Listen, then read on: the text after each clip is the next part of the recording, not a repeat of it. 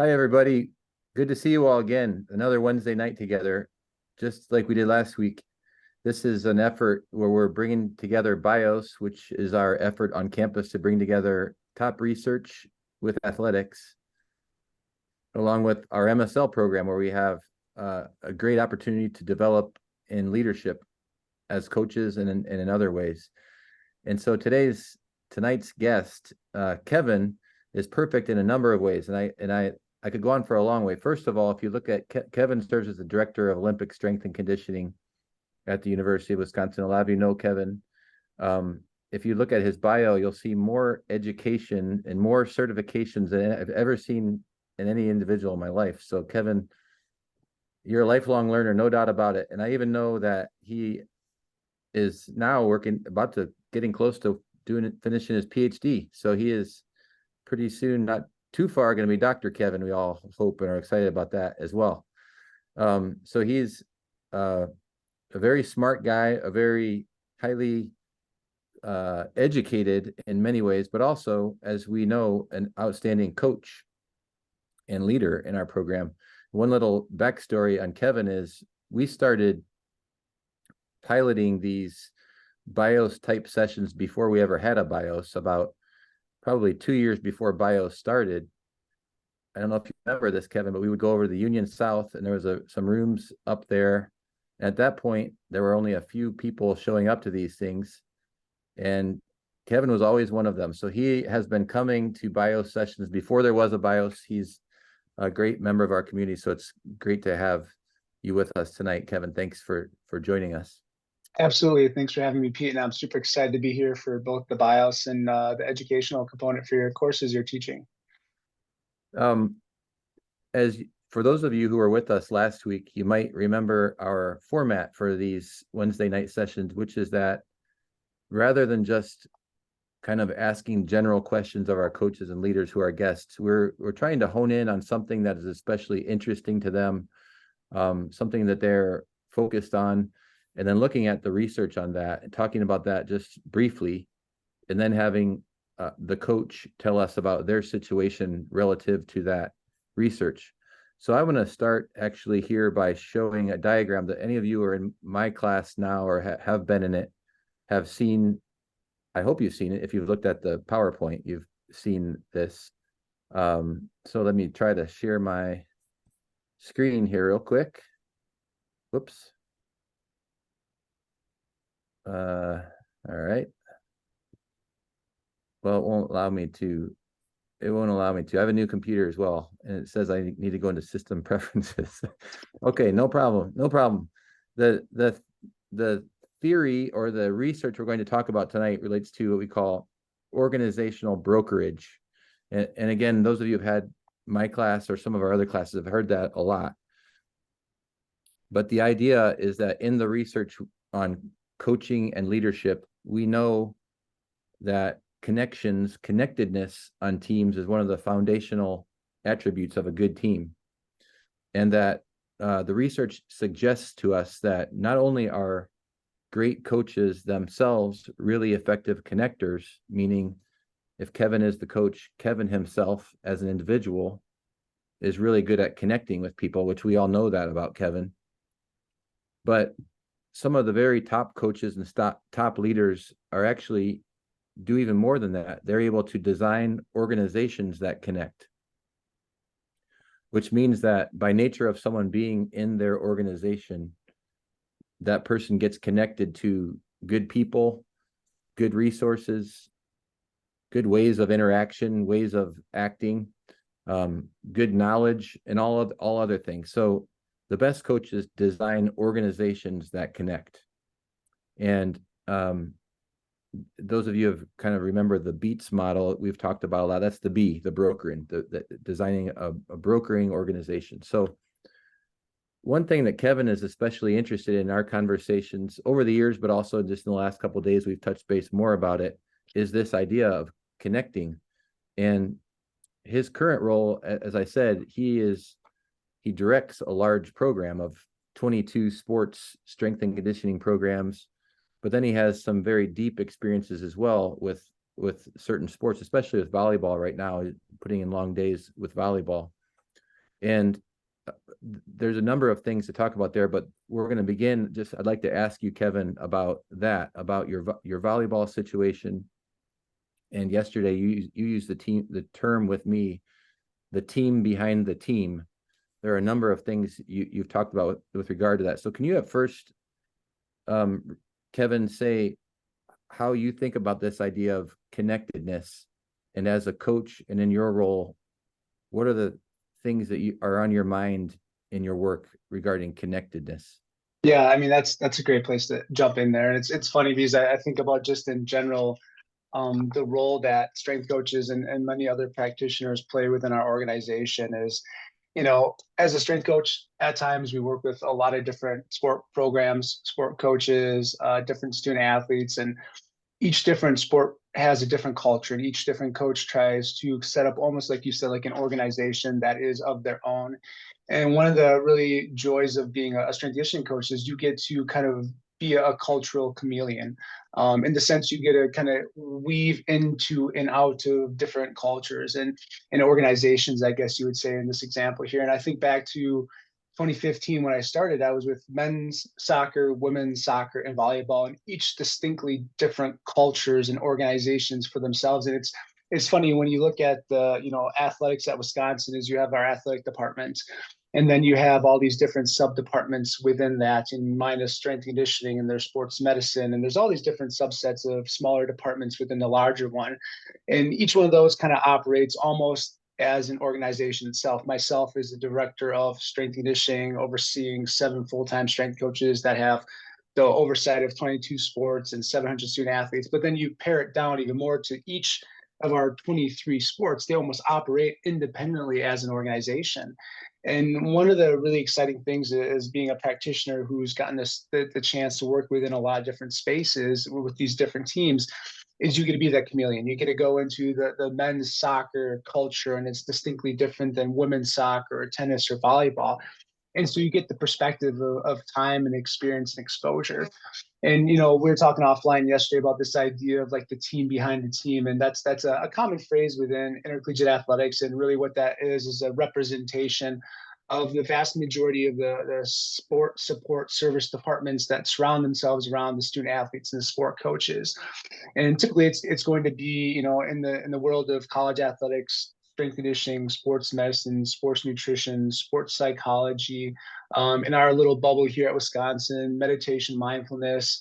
We're talking about academics, diversity, inclusion, all these different areas.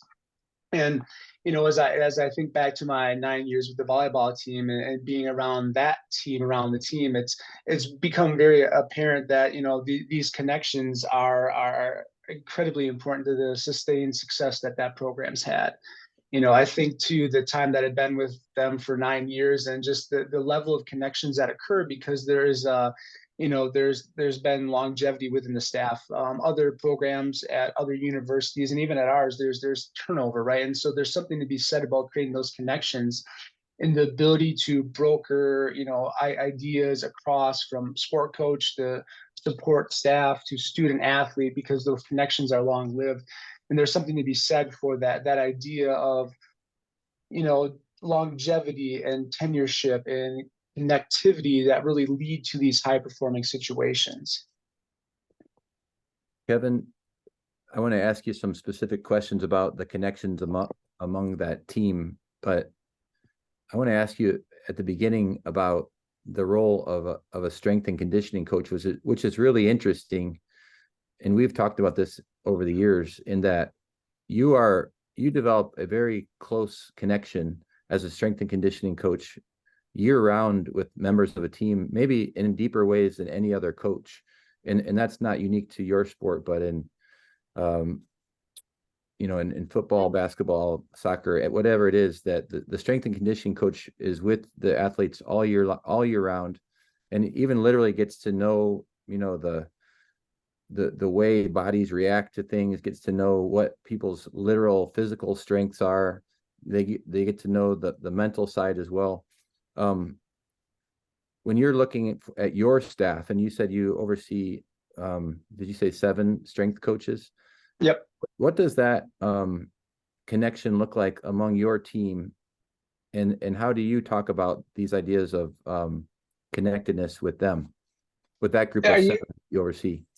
Yeah, I think it's a really tough question to answer in the sense of, there's a lot of sports within major Division I college athletics where the strength coach is very present year round.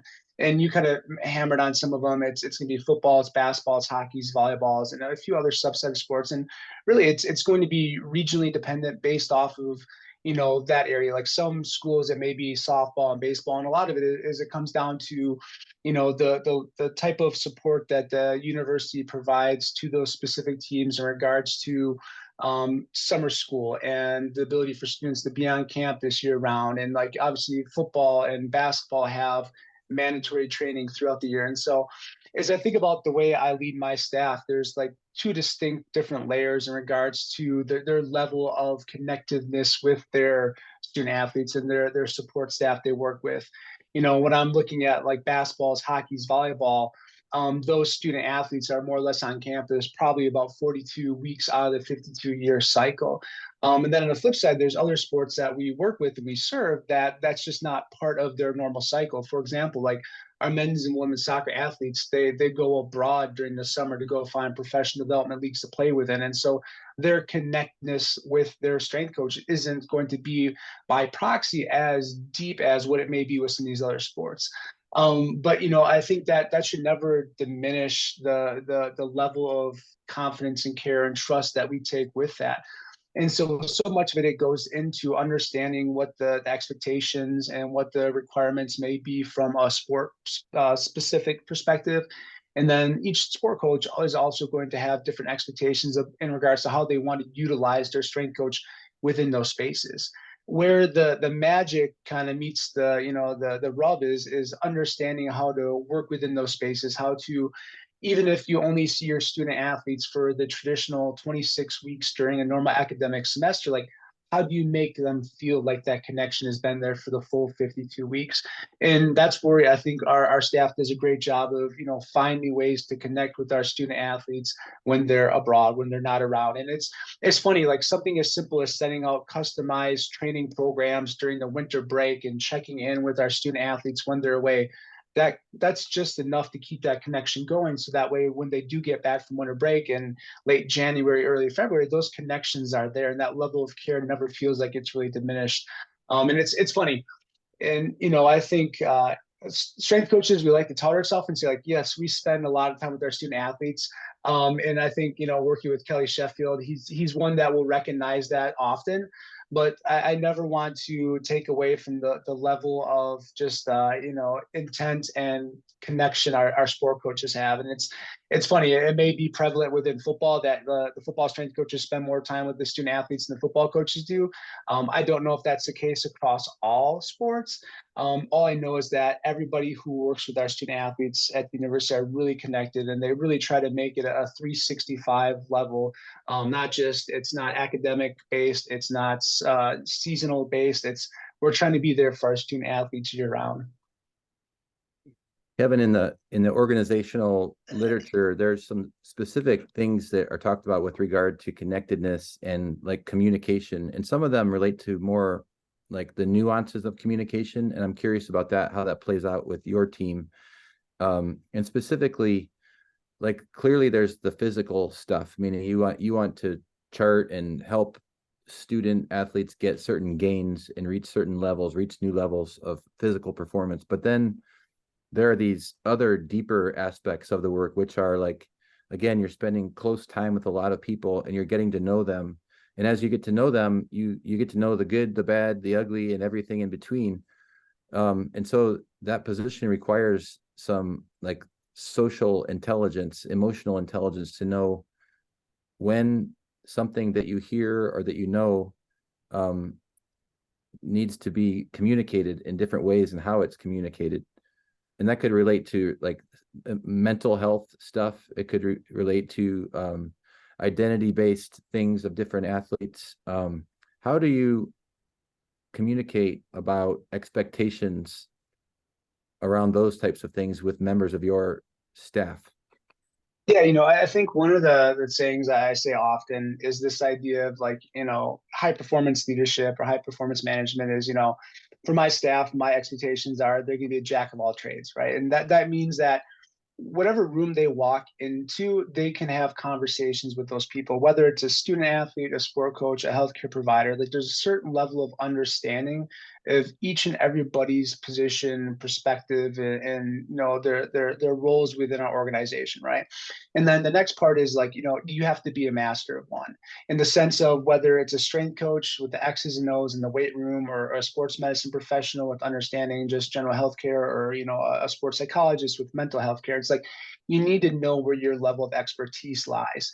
And then the last one is a dictator of none, right? It's like at some point as professionals who surround ourselves around a bunch of, 18 to 23-year-old youngsters, we need to recognize that we can't really dictate anything, right? We shouldn't be in there as professionals trying to lay the trump card over other professionals. And so as we talk to our staff, and as I talk to my staff, it's, you have to have empathy, you have to have understanding, but there's also a good level of understanding what your role is within that. And that's where, to your point, is these connections are really important, and longevity and within staff is super important, and longevity within our individual sport programs are really important in the sense of Christine Walker, who's our athletic trainer with volleyball. We were just talking today about just the general level of like when we all speak to our student athletes, there's a general understanding, whether it's sport coach, support staff member, or somebody externally to our program, that we're all kind of sharing the same story, all kind of like pulling the rope in the same direction. And so when a student athlete shares something with us, we all kind of know how to respond in that situation. And that's really just proxy of being around each other for 9 years, right? It's a really well gelled staff. And so if a student athlete shares something with myself or Christy or one of our sport coaches, we all understand like what our role is within that space. And probably 9 times out of 10, it's to understand, be empathetic with whatever that issue may be, and then parlay that to the person who handles that. And so that's where I feel like with our staff, especially as somebody who leads as a department, is getting them to understand that you need to be able to have empathy. You have to be able to have understanding. You need to know what your role, your job is. That master of one, what is your job? But then also try not to dictate too much, because ultimately we are limited in our resources and our understanding. And it's better when you work as a team around those things rather than just trying to manage it all by yourself. Another aspect of that literature talks about routines that organizations have, and by routine we mean kind of a formal, regular, everyday thing. Like I said, the routine that occurs within the organization that allows you to carry out the work. So, when it comes to your inner team with, say, the volleyball team, and I would assume that would be you in interaction with the other coaches and maybe the athletic trainers. I'm sure there are others in that circle. Do you have regular routines throughout a given week? In other words, do you touch base at 9 o'clock every morning? Do you, is there a once a week meeting? And if so, what happens during those regular routines that helps you all stay on the same page? It's really interesting, and I think each different sport program organization, it takes shape in a different way. And I can kind of give you kind of the history in regards to how it's kind of played out with the volleyball program. Early on, when I got hired, it would have been Kelly Sheffield's second year. They had just in 2013 made a national finals. 2014 won a Big Ten title. I come in, I get hired as a strength coach. I'm their third or fourth strength coach in 3 years, right? And so the staff was new there. There was a lot of new parts kind of coming in and out in regards to the support staff, the team behind the team, working with the student athletes. And so one of the things that Kelly did is every week we called them like PET meetings, performance enhancement team meetings. So it'd be the sports staff, our director of ops, our technical coordinator, myself, our athletic trainer, and then temporally at different time points, our director of performance nutrition, Nick Hours. And then, we did that for probably 2 solid years. And then everybody was there, right? Everybody just stuck. And so we got to a point where, the formality of these routines wasn't necessarily needed because the formality came in just our daily inner workings. And so where we're at today is, for example, today was Wednesday. We had a volleyball lift at 7:30 in the morning. Our women, they basically get a survey sent to them at 6:30 in the morning, subjective wellness survey, and they fill out all this information about how their body's doing, how they slept, all these different things.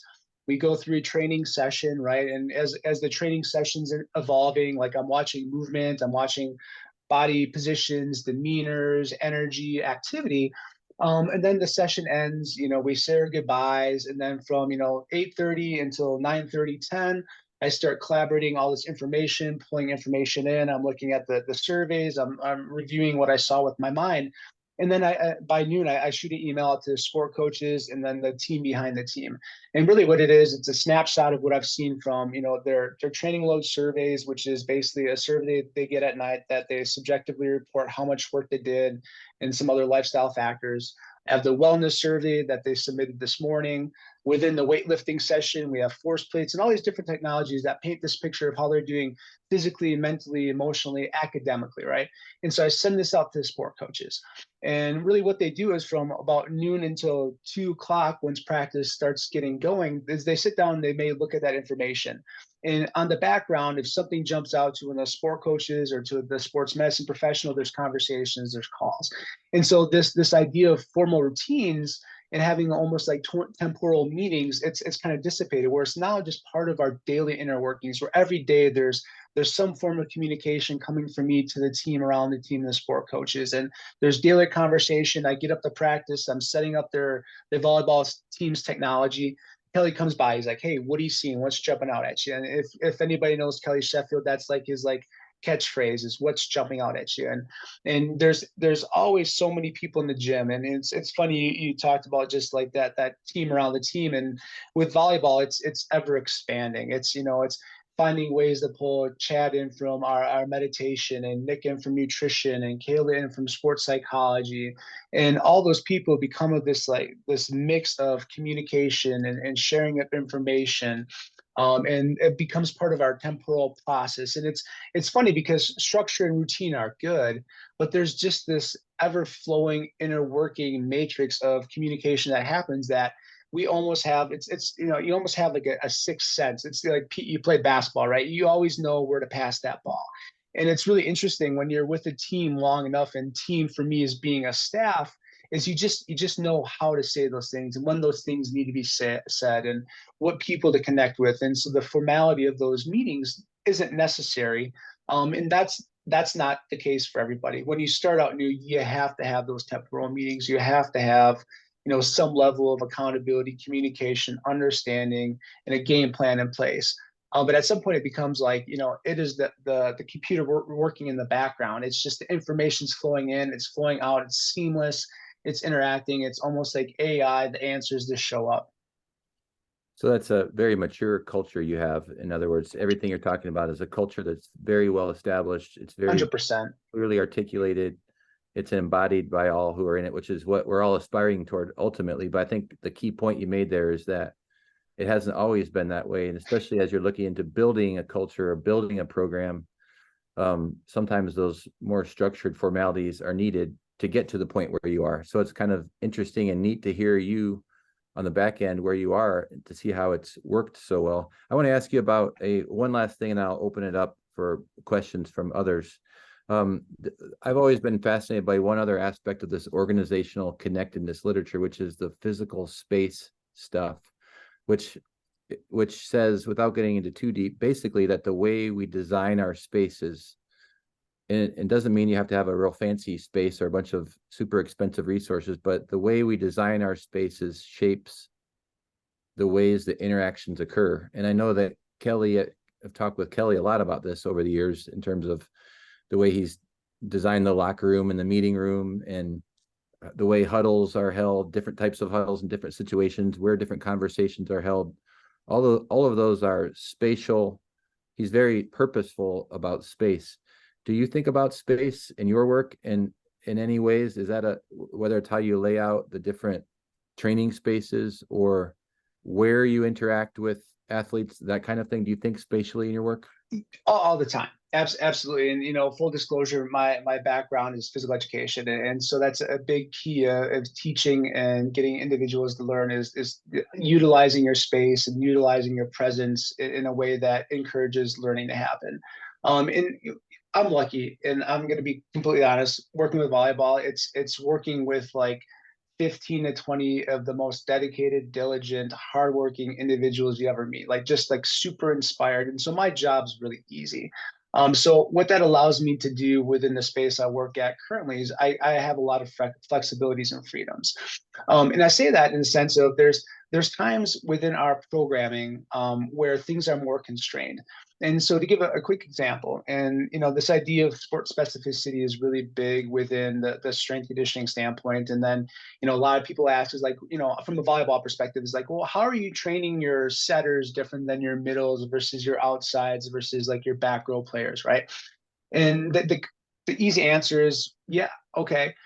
Because depending on where we are temporally within the season, we are very conscious about the type of training we do. So, for example, season ends in December. This year it'll be December 17th. Hopefully we win a national championship. We're super excited. Everybody parts their way. We come back January 25th or 26th, right?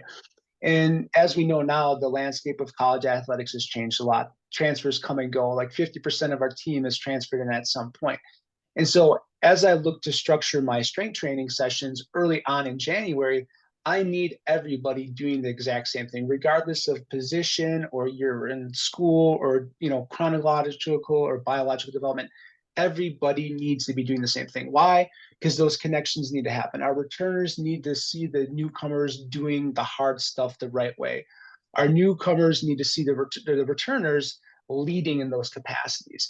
And so much of what we do from a strength and conditioning standpoint is making sure that the culture, the DNA of our program stays intact. And by having everybody not do sports specific stuff and not do position specific stuff for a big period of time, it allows for those connections to happen, that shared understanding to happen, in the sense of if you get a kid who transfers from, let's say, like a Pac-12 school, which we haven't had for a while, the way they train their student athletes out on the West Coast is a lot different. And a lot of it's cultural based. It's going to be that the style of volleyball they play, most of those student athletes are playing a lot of beach and it's a little bit different. And then you come to the Big Ten. And it's very much so like this football mentality. It's, grip it, rip it, go, strength, power, speed. And so there needs to be a level of understanding that this is culturally what our expectations are. And then as we go throughout our annual plan, we get into the summer, we get into the season, things start to fragment out a little bit. That's when we start to split things off based off of positions, based off years, based off injury, and it becomes a lot more free flowing. And so there's times where we try to constrain things to help create those connections and awareness and understanding and shared experiences. But there's also a point in time where you recognize that each individual is an individual. They have different, needs, different wants, different demands. And if you do it right on the front end, everything else just kind of takes care of itself on the back end, and those connections are set.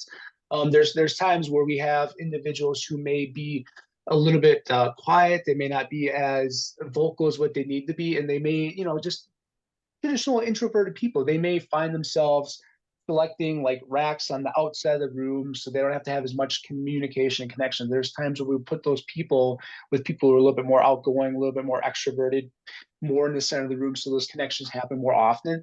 It's very seldomly we have to do that just by nature of the recruiting strategy of volleyball. We typically pull people in that have those connective skills, but that's not the case for every sport or for every team or every student athlete. And it's good to have those connections, but sometimes you recognize like not everybody needs the same level of connectedness, but there is a baseline threshold where success happens.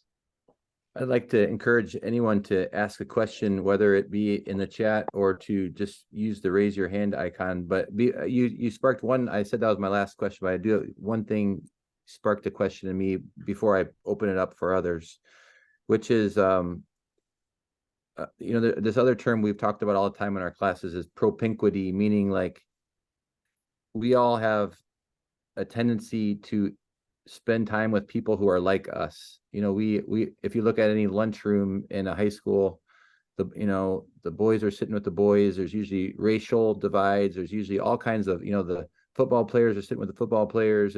We tend to cluster around people who are like us. And for years, the the profession of like strength and conditioning, you would get a lot of, football coaches. It was like a football thing, maybe it seemed like in some ways. Kevin, what's your observation of entry into the field? How difference does identity make? In other words, like across gender lines, racial lines, sport background, has that changed over the years? And what do you look for when you're helping to get people entry into the profession? Yeah, I think we've talked about before is this idea of group biases, right? It's kind of that idea of, and one of the big challenges that our profession faces is that the vast majority of people who hold positions like mine look like mine. When you start looking at the statistics, it's about 70% male, 30% female, about 80% Caucasians, 20% people who come from underrepresented groups. The thing that we continuously hear from our student athletes is they want greater representation of people who have shared and tangible experiences and demographical backgrounds is what they have. The challenges that we have is, I think to your point, Pete, is that the vast majority of individuals who come from underrepresented groups, primarily, people who come from minority backgrounds, are in the football and basketball space. And so much of it is because they see people like them in front of them. Like, on my staff, I have a very diverse staff. I'm very proud of that, but it's not meeting the needs of our student athletes yet. And so when we look to try to recruit and retain people who come from those diverse backgrounds, it's really challenging. I open a position, I have 100 people apply, maybe 5 or 6 of those come from underrepresented groups. And so much of it is it's a barrier of getting those individuals into the positions because of socioeconomic background issues, right? Like to be a strength coach, you have to be willing to work for free for probably 2 years, and then your first 3 to 5 years, you're gonna be making $30,000. And really, it's a hard life to live to get to a point where you're making enough money to stay in the game long term. And so much of it is it's socioeconomic backgrounds and understanding that people who come from diverse backgrounds don't come from on average, maybe less financial resources. It's hard to stay in it. And so what we've been trying at the university for a while now is trying to lessen that burden, and by providing scholarships and GA positions and really trying to find student athletes that have gone through our athletic programs. And there's a few different programs that we've tried to start up in the past within athletics in regards to like capturing individuals who maybe have a tendency for coaching, but who maybe don't want to recruit like me, who don't want to watch a bunch of game film, but they have an interest and need to be around student athletes. And there's probably no better space to be in than be a strength coach, because you get to live and die by the wins and losses. You get to be on the sidelines in the trenches with the student athletes, but you're also not out recruiting 365 nowadays, and you're not on the phone till 11 o'clock making recruiting phone calls out to California. And so it's for student athletes who are really looking for an opportunity to get back into athletics once their professional or collegiate careers end. Strength conditioning is a great way to get there. We're definitely in the need of people who come from those underrepresented groups, and can't say that enough. Thank you, Kevin. Yeah. Who has questions other than me? Maria has her hand up. Maria. Thanks for being on here tonight, Kevin. I know you have such long days, and I mean, you're the first in and the last out every time. And one of the things that I am so impressed, I feel like every time I walk by your office, you are out riding a bike, you're reading, you are, I mean, it's almost like 100% statistic. It's amazing. But I'm wondering, what are you reading? How are you using that with your other coaches? And how are you using that also to like implement it meaningfully? You are a lifelong learner. You've done tons of schooling. You're so experienced in your background. So I'm just wondering what you're reading, how are you using it? And if it's big changes, how are you incorporating those changes within your coaches and your program? It's an addiction. It really is. It's a passion. It's a compulsion. It's a lifestyle. It's all those things. Really, for the last 5 years, the only things I've been reading is things on sports leadership. And it's funny how my life has turned a corner in regards to, I used to be really focused on pure S&C related activities, like how do I get my athletes bigger, faster, stronger, more resilient. And now that I've slipped into this leadership role, providing oversight of a department, it just kind of aligned with like life goals, right? Like, at some point, and here's the reality is very few strength coaches retire strength coaches. And so either, we get out of the business and we start selling equipment, or we go into teaching because that's an opportunity. But at some point our bodies fail. And so for me, 5 years ago, when I started this PhD, I'm like, all right, I need to have an out in 15 or 20 years. And, leadership and management is something that's always been of interest to me. And so the vast majority of the stuff you've seen me read over the past 5 years is probably just like Pete's articles and things that kind of come up. The way that we implement those things is really it's in the conversations, right? So when you look at leadership and leadership practices, it's more or less the systems and structures you set up, and understanding the needs and constraints of the people you're leading. And so there's really no, like, I have very poor recollection of specific things that I've read and implemented. But it's more of a general philosophical shift that I've had in regards to how I want to lead and operate within my department. The way I'm communicating with my department. It's funny, growing up, I was very much so like a type A personality, very controlled base. It's, the extreme ownership mentality. But then you get to a point within your career and you learn enough within leadership, you realize people don't really do well with all that. And so it's funny, I have more of a guided discovery, kind of approach with my staff, is letting them kind of have room to experiment and try different things out, giving them room to kind of figure out how the relationships develop with their student athletes and staff. And then my primary role within the leadership and organization of my staff is to provide them with the tools, resources, skills they need to be successful, to more or less help shape some of those conversations when they become challenging. But ultimately, it's really about, from what I've learned from the education and the leadership training I've done, it's about empowering them to do the best. Because if they're the best form of themselves, they're going to be the best version for themselves, for the student athletes, and everybody wins in those regards. Not sure if that answered your question at all. No, it did. Thank you so much, Kevin. Well, and beyond what you read, Kevin is a powerful model, just that because the student athletes, they literally do see you out in that hallway reading as you're on you're on the bike or whatever. So that model of a holistic person is great. It's funny because I'm exercising, I'm reading, and I'm listening to music all at the same time. And it's I don't know how it happens. And I'm even chewing gum sometimes. That's about 3 more things than I can do at once. Michael has a comment in the chat, and then we'll go to Gabby after that. But Michael, as a good question, has asked, as a former soccer player himself, has asked about, the challenge of working with athletes who tend to go abroad and have different types of training programs. So I am not familiar with training of soccer abroad, but based on Michael's question, it sounds like it's very different from here in the US. So how do you accommodate that, those differences? Yeah, I think that's a great question, and one that we continually have within my staff and with our sport coaches. Soccer is a very unique sport. Obviously, the vast majority of individuals that are interested in that sport have this international influence.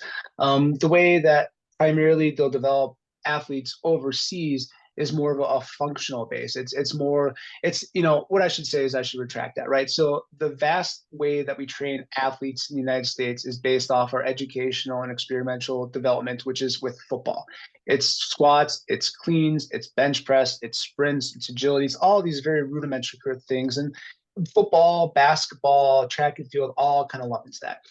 Soccer internationally doesn't train like that. Like, soccer players on average, they're not going to want to be like football players squatting 4 days per week, right? And so what we try to do is, meet our student athletes and our coaches where they're at.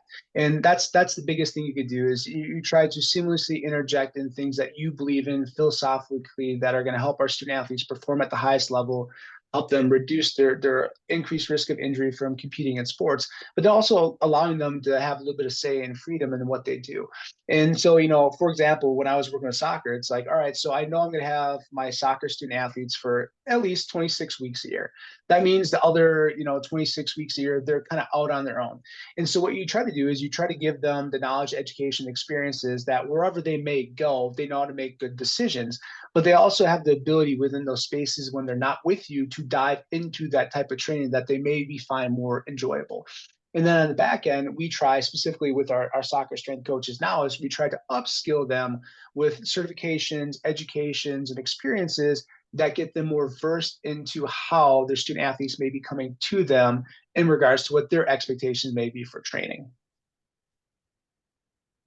Over to Gabby. Hi, Kevin. Thanks for Hey, sharing. Gabby, you bet.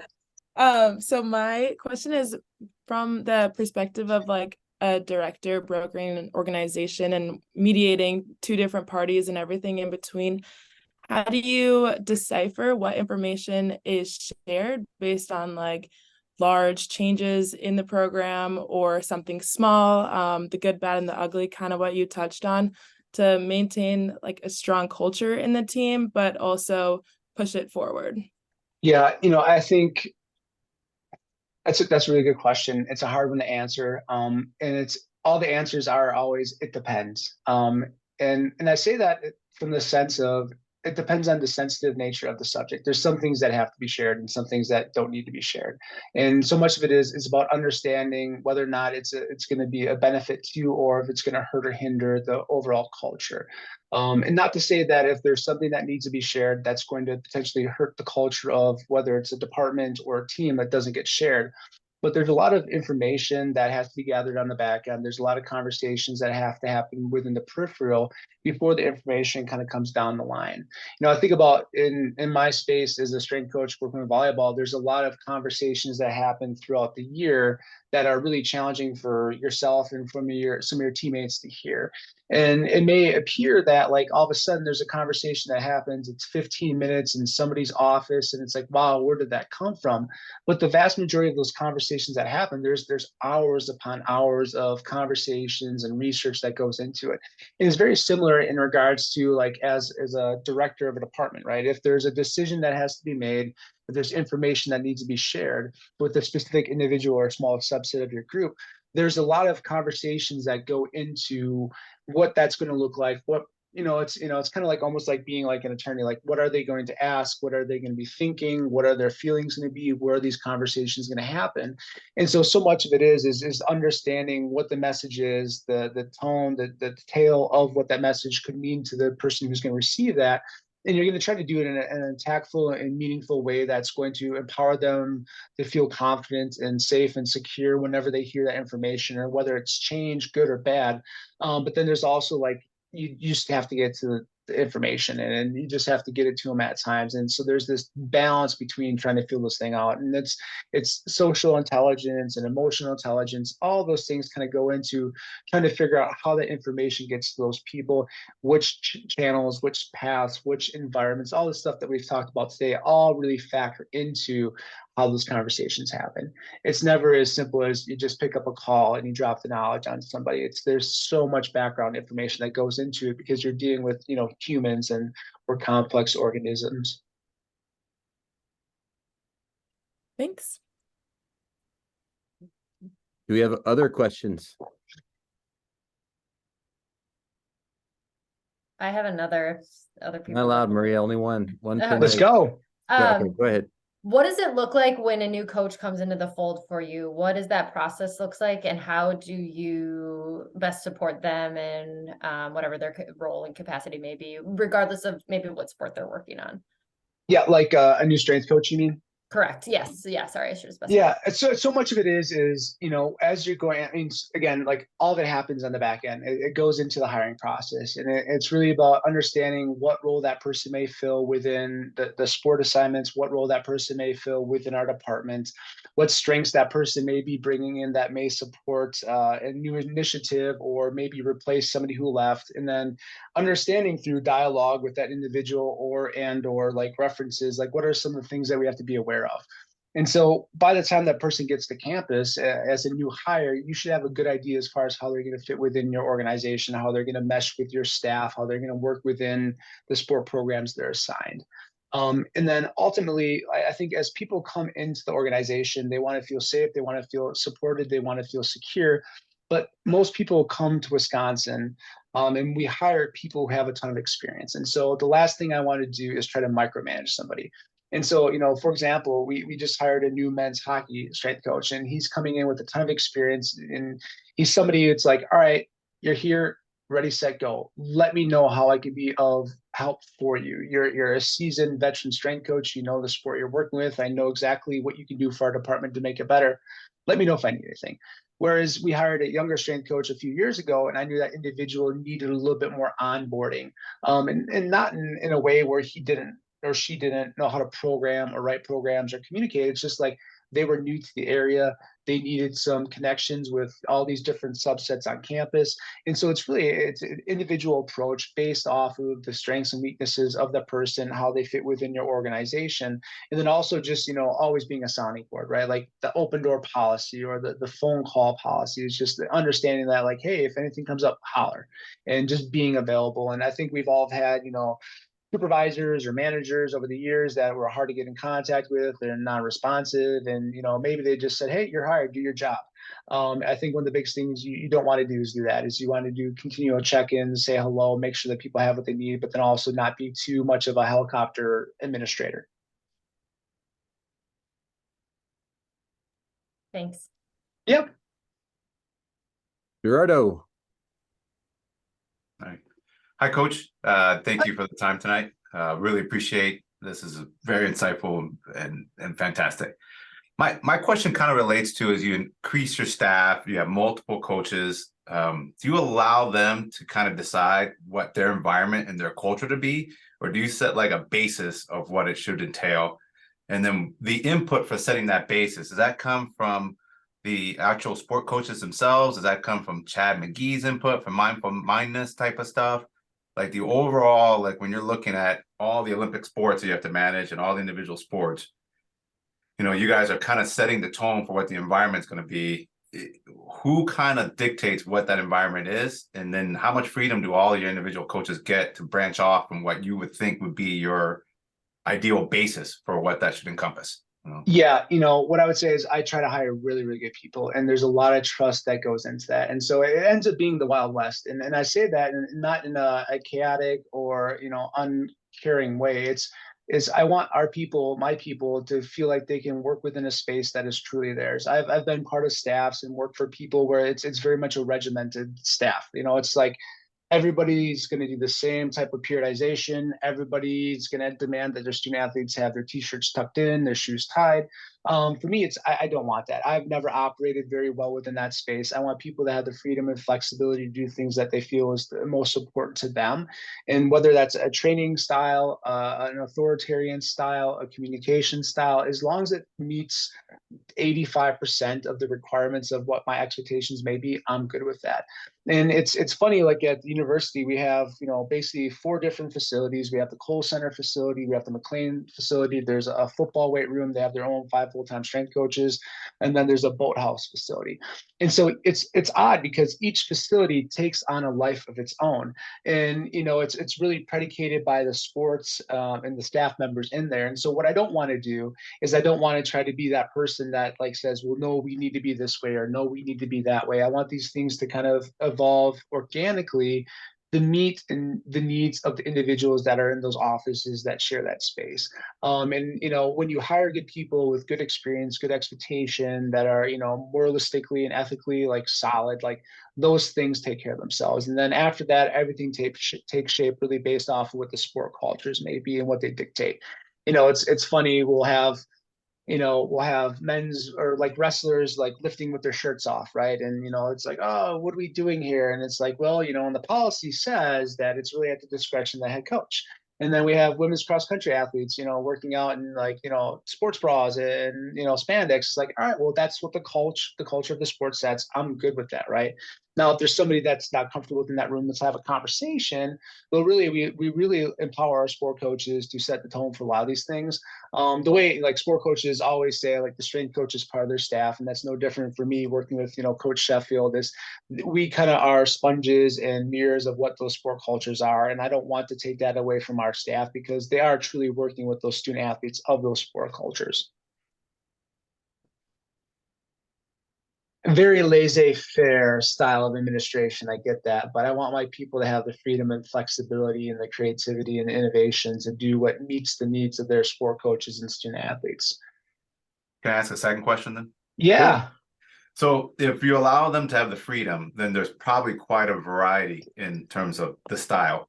So how do you define success for them then? In that case? Oh man, that is a loaded question. Strength coaches, there are no metrics. Okay. You know, it's wins and losses. It's, are your student athletes happy? Are your coaches happy?